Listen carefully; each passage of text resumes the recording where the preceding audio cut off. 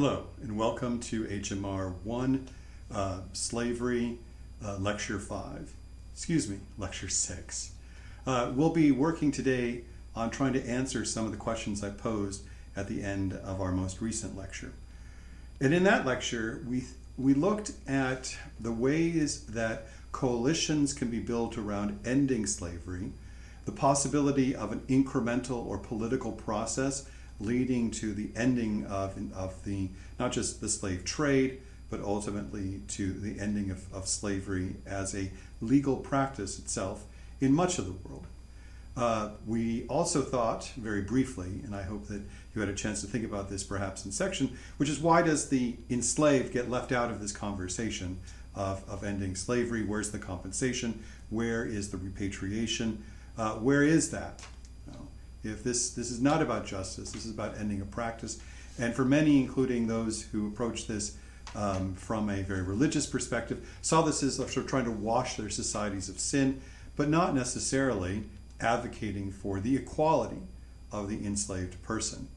And that's different, perhaps, from some of the Enlightenment thinkers' approaches to enslaved Africans as well. But even in the case of someone like Thomas Jefferson, would never admit to the equality of whites and blacks.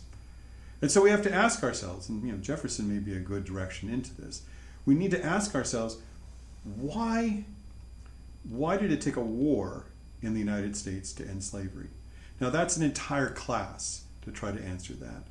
But I'll just propose some ideas, one of which is how integrated slavery was into the culture and practices of the dominant group within a very large portion of the American, in the United States, in the American South.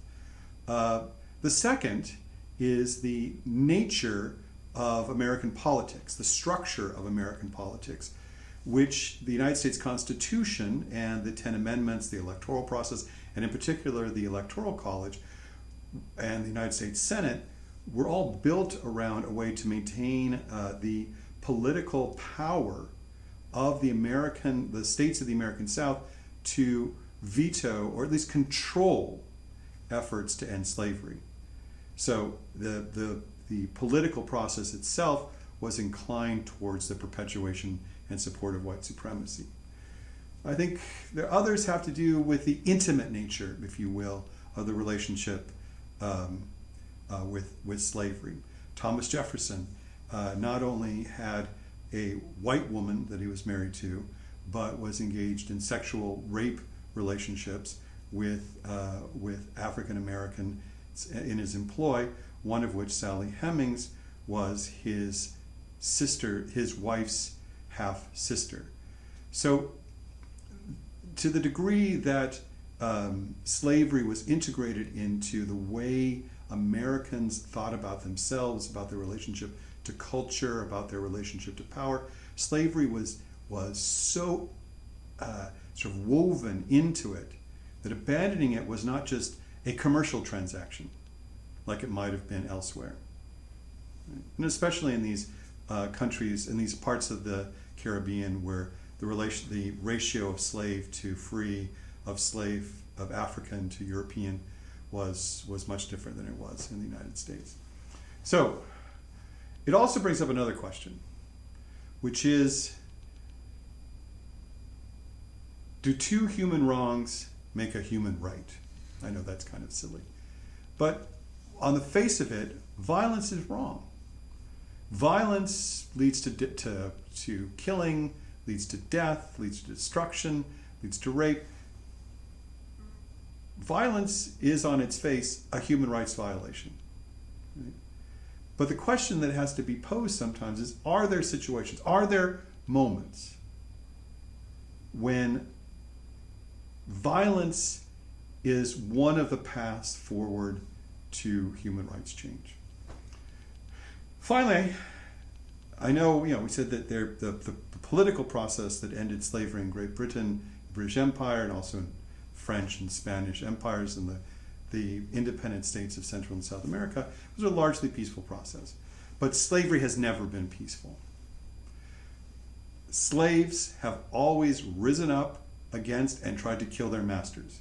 It's a permanent feature of slavery itself, and why slavery has to be, as an institution, so incredibly violent. And I showed you a snippet in the introductory section from the wonderful movie Spartacus, which my son Aram and I, who's filming us today, watched. Remember, I am Spartacus, not a dry eye in the house, right?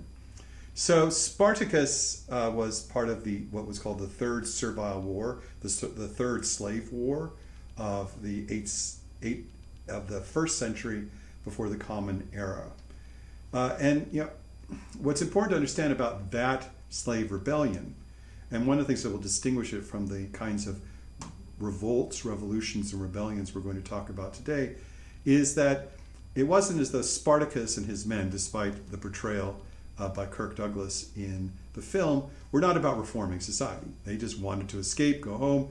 They weren't opposed to slavery necessarily, for the very reason that slavery was seen as just a normal and natural part of society. But in the era of revolution, and here I'm talking about the 18th century, in the age of enlightenment, slave rebellions began to take on a different texture, a more of an ideological dimension that aligned with revolutionary ideals of liberty, equality, and fraternity, of seeking out citizenship and civil rights. Now, the other truism of slave rebellions in North America in particular is how they almost never worked.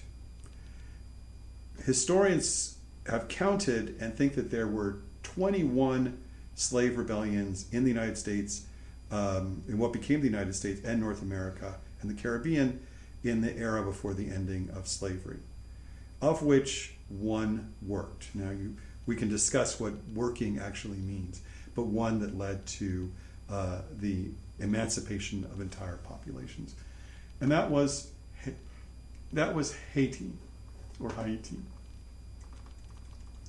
Haiti is one half of the island of Hispaniola. I promised we'd go back there. It was where Las Casas had his encomienda. And Haiti was a French colony established by France primarily as a sugar plantation economy. And it was part of a network of French colonies throughout the Caribbean. And it was distinctive because it had a very large class of people of color, of free people of color. Now, we use this term people of color now in contemporary political discourse. It meant something very different then. In this case, it was mixed race people who had white and African American ancestry. Not even African American, African ancestry. And what's important in a place like Haiti, and I know Americans tend to have a very binary understanding of race, either you're white or you're black. In the Afro-Caribbean and other parts of Central and Latin America, there are distinctions, gradations, and these often have political, social, and cultural implications. And in Haiti, that was certainly the case. And at the time of the French Revolution in the 1780s, the free people of color in Haiti began to argue for their own rights, the same rights of citizenship that had been extended to French citizens in the Revolution. And what this did was it began to circulate ideas about political citizenship, about liberty, about political participation throughout Haitian society. And when the French government, the French Revolutionary government, was unwilling to bring the Haitian free people of color into the French Republic as citizens, rebellion breaks out. Ultimately, that rebellion is then overcome, if you will, by Haitian blacks, by people who are primarily African in origin. And they were led by one of the most interesting and I think very charismatic figures of the history of liberation in the Western Hemisphere, François Dominique Toussaint Louverture, who lived from 1743 to 1803. and sometimes his nickname was Napoleon Noir, the Black Napoleon. And he led a rebellion, a very successful rebellion in Haiti, revolution in Haiti, establishing a republic, the first black republic in the Western Hemisphere, in which emancipation, all slaves were emancipated, and all people had the right, all men had the right to vote and political participation. France, he defeated the French military, which under Napoleon, which was engaged in other wars. There's an interesting side note here, which is that in order to pay for the war in Haiti, France sold the Louisiana Purchase to the United States, that was at the time run by President Thomas Jefferson. And France was defeated. Louverture was invited to France for peace negotiations, where he, by all accounts, was murdered by the French police. Nonetheless, Haiti and France come to an agreement in which Haiti must pay an enormous indemnity to France for France to leave, making, and mark Haiti as an independent republic, but also very poor. At the same time as this was going on, Thomas Jefferson's United States placed a terrible embargo on the ports of Haiti, further leading to further poverty and impoverishment of Haiti itself. And Haiti still remains one of the most poor countries in the Western Hemisphere. And one wonders why, this is a moment to think about this. Toussaint Louverture and the Haitian revolutionaries that embodied the Enlightenment ideas of the French Revolution. They were fighting for liberty, equality, fraternity, right, brotherhood. Why would Thomas Jefferson, the author of the American Declaration of Independence, one of our founding fathers, who we often associate with democratic ideals, why in the world would he not be the first one to support the Haitian Revolution? Well, the answer is quite simple. They may have been asking for freedom, but they were the wrong color. They were the wrong color.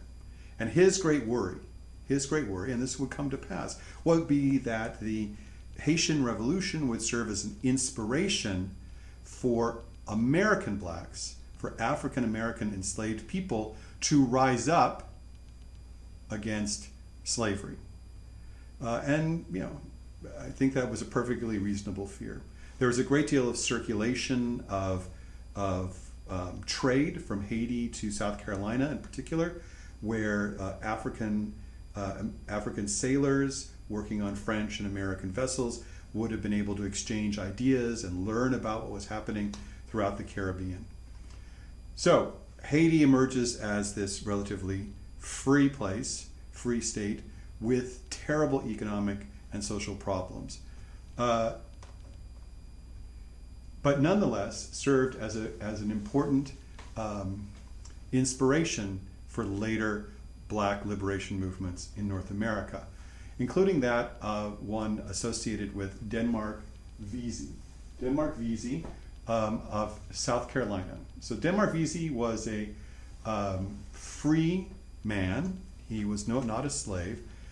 He was a carpenter in his 50s, but he, like many men, like many enslaved people, he might have been no longer enslaved people. He may have been free, but his family members or relatives remained enslaved, and that must have been a terrible burden on him, because he was at liberty, he was making money, he could, within the strictures of his society in South Carolina, do what he wanted, but he knew that his relatives would not have those rights. And so he, with a group of colleagues, planned a rebellion in which they were going to rise up in the city of Charleston, and they were going to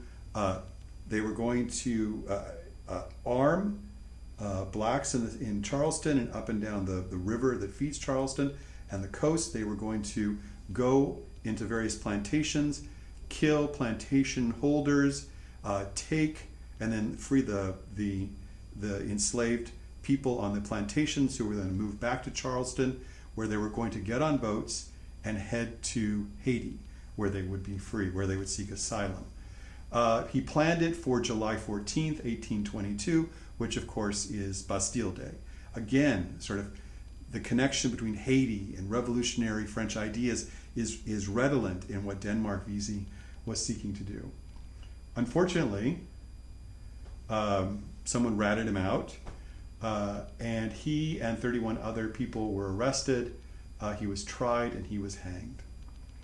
Now, this had a tremendous influence on the shape of Southern U.S. society after that.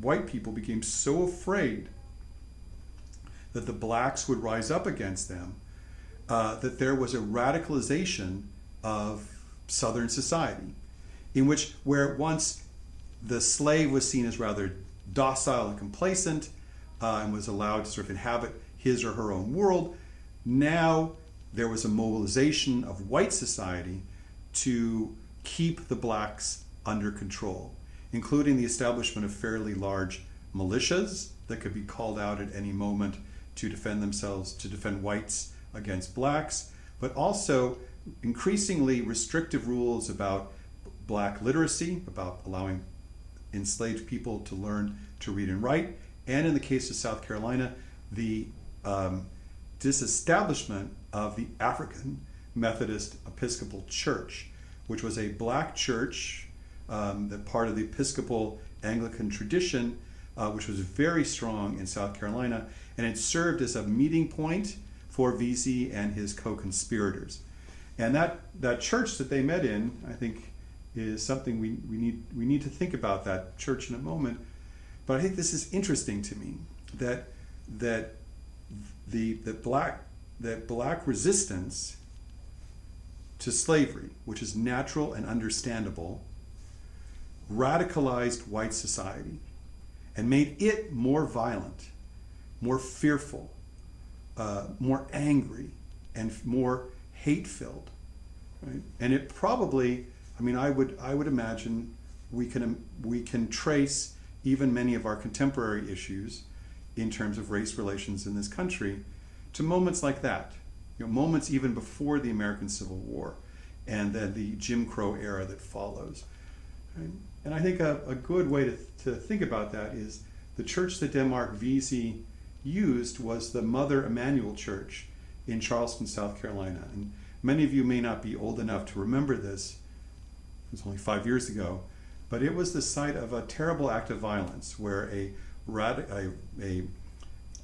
young man radicalized to white supremacists and hate messages online, especially those around neo-Confederacy, neo-Confederate ideas, took automatic weapons into the church where a group of people were having a prayer service. He sat with them and then he shot and killed them. And I've included a link to a discussion of the relationship between Denmark Vesey and the Mother Emanuel Church. So this radicalization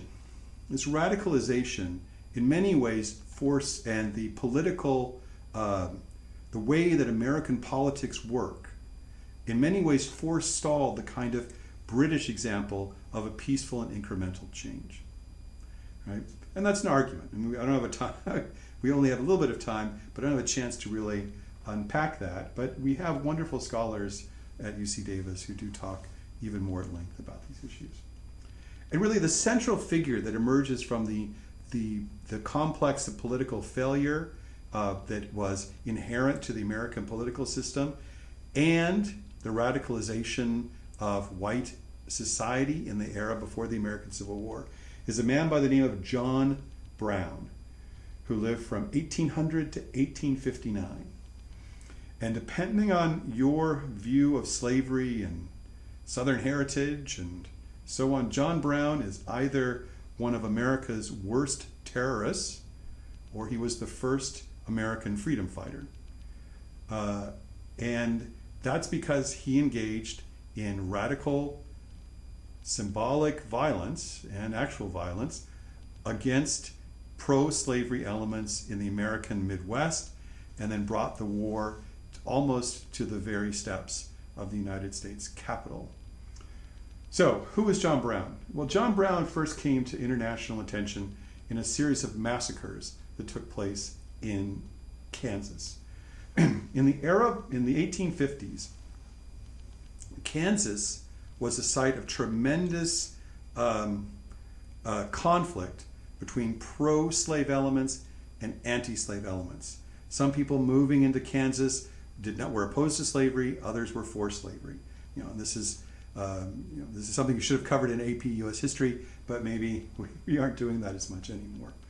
And so, in the spring of 1856, pro-slavery elements attacked the city of Lawrence, Kansas, which is where the University of Kansas is, and they killed people, they destroyed stores, they burned things down, and so John Brown, who had been engaged in the American abolitionists version of the Anti-Slavery Society, who had spoken at gatherings in favor of ending slavery, who had been a friend of William Lloyd Garrison, a very famous abolitionist in upstate New York, someone who had been committed to the peaceful transition, saw in the sack of Lawrence, Kansas, an end to the political and a beginning to the violent. Right?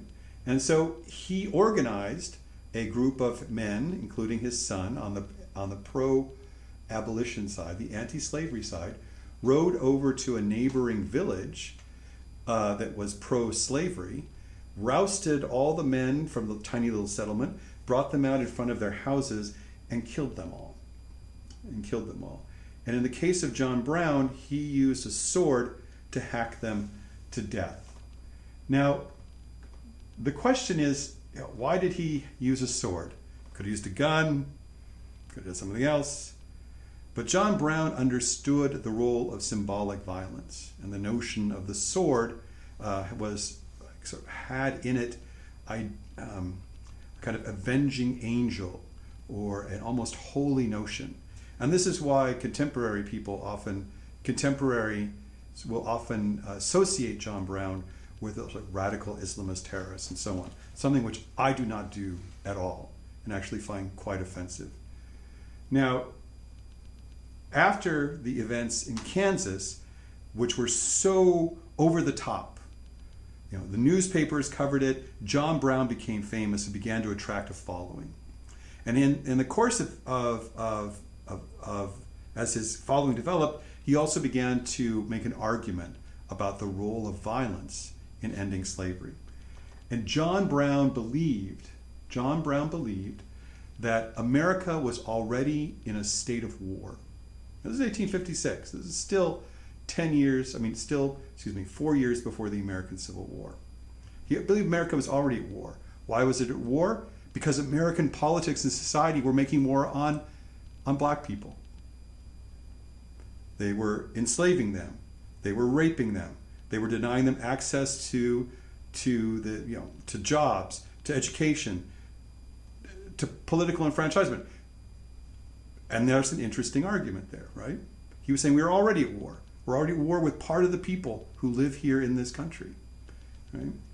And so he believed that violence was important. A great uprising of blacks against whites was important because it would lead to political reform, a political reformation in the United States that would destroy the white supremacist constitution and lead to a new constitution of the country. And so he went to New York, began to raise money, and began to organize a raid that he thought would then create the beginnings of a guerrilla movement where blacks would be attracted to the movement, could hide in mountains, and then make raids into southern plantations in order to liberate more and more black people. And so he chose for the site of the battle a place called Harper's Ferry in West Virginia, which was the site of a giant federal armory. There was a lot of weapons there. He organized 22 men for it. Frederick Douglass, the great African-American abolitionist leader, a guy with tremendous hair as well, went to him the night before, and tried to talk him out of it, and said this is suicide. Harriet Tubman, Moses, she went to John Brown and said, you can't do this. This is going to be suicide. Why would you do this? And what's I've always thought was very interesting is that John Brown brought with him a young African-American escaped slave, guy who had been on the Underground Railroad, a guy named Shields Green. Shields Green. And Shields Green came with Frederick Douglass. He was a friend of Frederick Douglass. He heard all of Frederick Douglass's arguments against what John Brown wanted to do. And still, Shields stayed with John Brown. He didn't go back with Douglass. So they attacked the armory. They took it over. They didn't cut the telegraph cables. A militia from Virginia under the command of Robert E. Lee counterattacked, captured Brown, and eventually many of Brown's men were killed. One of his sons escaped, and he was arrested and ultimately hanged. And eventually, Frederick Douglass and others sort of wanted to understand what was the importance of what John Brown did. Because you could look at it as like, John Brown went, he attacked, he was arrested, he was hanged. Right? He was arrested and hanged. And then 4 years later, the American Civil War starts. Now, one version of history always tries to paint the American Civil War as a war for states' rights, as a war for Southern privileges, as a war for the Southern way of life, the lost cause, which it's called. And it's just wrong. But that version of history denies the ideological component of the American Civil War. Its belief in human freedom and Enlightenment ideas about liberty and freedom, and the idea of a union and a country built around those principles, which is something John Brown believed in. Although for him, it was better understood in the idiom of religion and Christianity itself. And so reflecting on this several years after it took place, Frederick Douglass gave a speech on the anniversary of the raid on Harper's Ferry, and he said, but the question is, did John Brown fail? He certainly did fail to get out of Harper's Ferry before being beaten down by the United States. He did fail to save his own life and to lead a liberating army into the mountains of Virginia. But he did not go to Harper's Ferry to save his life. The true question is, did John Brown draw his sword against slavery and thereby lose his life in vain? And to this I answer 10,000 times no. No. No man fails or can fail who so grandly gives himself and all he has to a righteous cause. No man who in his hour of extremest need, when on his way to meet an ignominious death, could so forget himself as to stop and kiss a little child. One of the hated race for whom he was about to die, could by any possibility fail. Did John Brown fail? If John Brown did not end the war that ended slavery, Douglass continues, he did at least begin the war that ended slavery.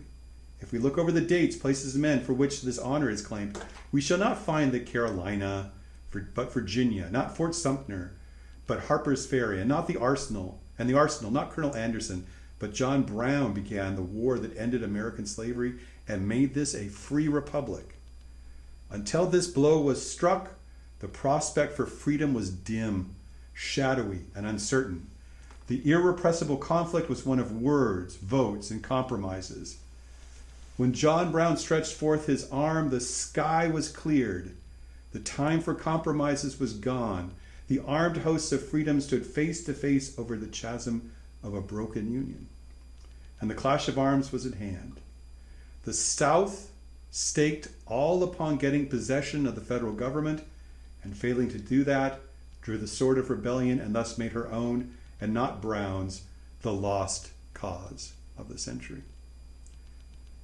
So, when is violence justified? Violence is the end of politics. Or is violence the end of politics? Are there human wrongs so wrong that they can justify violence. And what is the human right then?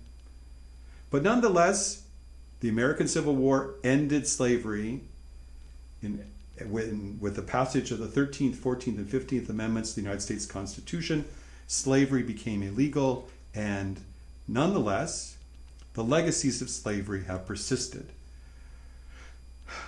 Brazil ended slavery, the last country in the Western Hemisphere to end slavery in the 1880s. Saudi Arabia was the last country in the world that allowed for slavery and officially ended it in 1960, though in other places it's still practiced. And of course, we'll begin our next lectures looking at modern slavery. But in 1926, and this is the point I want to end this part of the lecture on, and then I'd like to go back in our discussion to John Brown.